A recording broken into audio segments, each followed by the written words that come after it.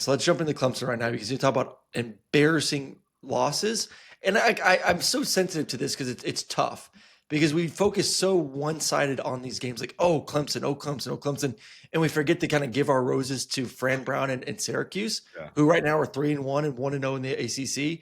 And their loss is Tennessee, who was a missed field goal away from beating Georgia. So like Syracuse is still pretty damn good. So like I do want to just say that like Syracuse, it sucks because it seems like Angeli's going to be out for the season now. Mm-hmm. But man, like that is a good team. That was a team that was way more physical than they were week 1 versus Tennessee. Steve Angeli was special throughout the ball game. Got great playmakers, a great running game. Offensive line did their thing. So like first, Syracuse, Fran Brown, hell yeah, great win. Let's focus on Clemson now. Yeah. And it's your boy, so I'm going to give you first that's all crack they on it. What the hell is going on in Clemson? Because you were at home, and got blasted in the trenches and everywhere else. Yeah. It was horrific. And again, I love that we're giving credit to Fran because they had a great game plan. Yep. March down the field. I mean, bully Clemson down the field. Score a dot touchdown, goes over the guy, gives him the little boy symbol, and then kicks a freaking onside kick and gets the ball right back. I mean, that was awesome coaching and just decision making. And you talk about stones. Whoo, that's big time to do that and keep Clemson off the field. And so, you know, it is fascinating what's going on there because it is. I don't think it's a talent problem.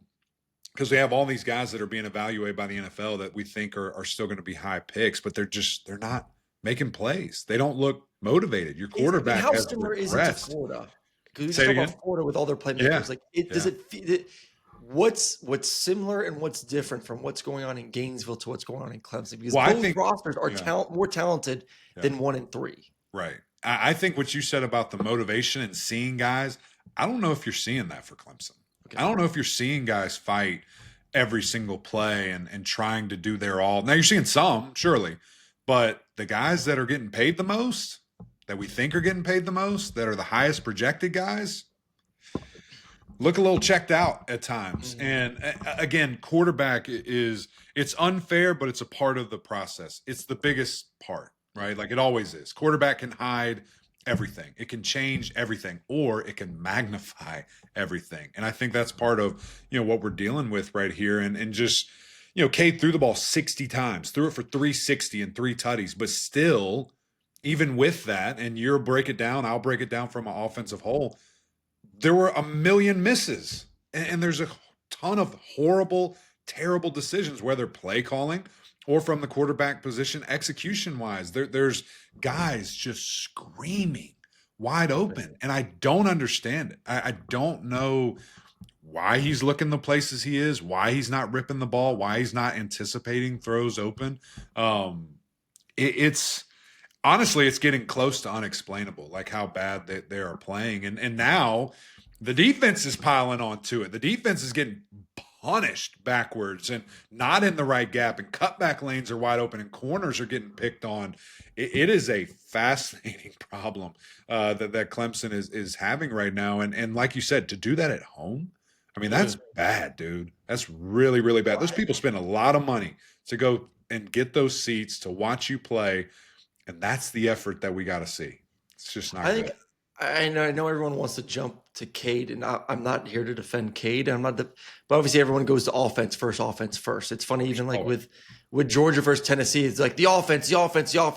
They were being too conservative. Like the defense gave up 40 points. Like, why don't we talk about the defense? Like everyone wants to rip Bobo, but the defense for Georgia gave up a ton of points to Tennessee. So it's just the world we live in. It's all about the offense first, and then we get to the defense. But my biggest takeaway from Clemson is still the defense. Yeah. You said it. You're at home. You have home field advantage. You have crowd noise. And for Syracuse to make it look that easy, not in a Syracuse, passing attack. We saw it a year ago. We know how good Angeli can be throwing the football, coming in, leading the country in passing yards. Like, we knew they can throw the football. But to see Syracuse offensive line push back all those first rounders to the second level, they were moving bodies, man. Syracuse offensive line was moving bodies, creating space. And you look at the stat sheet, 157, 4.2 yards per carry. And the same thing was said a week ago when I was like, you know what? Georgia Tech was displacing the Clemson defensive line. And people are like, oh, well, that's their attack. And like, that's just what Georgia Tech does. And like actually only giving up 150 yards rushing to Georgia Tech is not a bad thing. I'm like, okay, say what you want. But when I watched the tape, it looked bad. Right. It looked like Georgia Tech was beating your ass. Yeah. I watched the tape. Syracuse beat your ass. They bullied you on your home turf. Yeah. That is unacceptable if I'm a Clemson fan. That is unacceptable if I'm Dabo to get punched in the mouth from this defensive line and be embarrassed back-to-back weeks. And hell, even versus LSU, because LSU's offensive line hasn't been shit since. Right. And you got pushed around by LSU. This defensive line is a bunch of frauds, in my opinion. Frustrating. It's a bunch of frauds. And I think you've been go ahead. Punched for 4 games, and you're supposed to be a bunch of first-rounders? BS. Yeah. BS. Like, man up. Do something about it. Do something about it. Stop them. It's week 4. What more can you do? You are who you are. I know. And the most interesting piece, and I think what's really, kind of people are pointing at, like, look and see, Will Held has been the most talented, the hardest worker, the most productive player on that defense. Maybe the team. Brian Wesco's been amazing, but on this team, and he's a transfer. Yeah. So go get more. Go get guys that can fill in gaps, supplement what you need, supplement what you have. And it's just, I'm with you, because those guys allegedly all offseason got up at 4 a.m. to work out earlier, to work out harder, to watch more film. So to see what we're seeing, you wasted all that time. Could have slept in and done that. It's so frustrating to me to see that. And so my question is, if they don't look motivated, is it coaching? Is the defensive line coach bad? Is the defensive end coach bad? Those guys have coached All-Americans and draft picks, and they've coached in the NFL. Do they not know how to coach anymore? Or is it a you problem? Defensive line, defensive ends. Do you need to man up and play and give your all? And the contract that you signed, the agreement that you had, you got to go play for all that, because at the end of the day, it's going downhill with draft stock. Like, that's great. You can bank on everything that you've had, but they're going to look at right now, when this guy gets money, is he still motivated? Because that answer looks like no. And you're only going to get more when you get to the NFL. Last thing on this one for me, Cade, I agree with you, like way too inconsistent, way too inaccurate, plenty of throws. Like I said, I'll do a breakdown when I find 3 hours to break down the 60 attempts that he had. So it's going to be probably Monday or Tuesday before that comes out. But man, and I get it. Like when you're a quarterback and things are spiraling, you start to press. Mm-hmm. But at least like this game, the run game got going to help you a little bit. Right. You missed, just like we talked with Jackson Arnold, you missed layups. Yeah. You missed easy throws that essentially were routes on air that you couldn't hit. And that is unacceptable for him.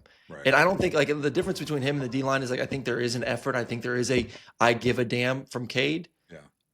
I don't see that from the defense, unfortunately, right now. And I think that is, you can work through Cade. I think he can figure that out. I think he will figure it out because he's going to grind. I think the motivation factor for that defense is scary, that we're 4 weeks in and we're talking about how motivated are you to be a defensive player for Clemson. And if you weren't motivated when you had an opportunity to be a national contending football team, how motivated are you going to be now where that is essentially gone? No, it's gone. It's gone. It's gone. So, I mean, are you going to want to show up day in and day out? Are you going to have that pride in the name on the front of your jersey and the back of your jersey to make this season respectable? Because right now it is trending in the wrong damn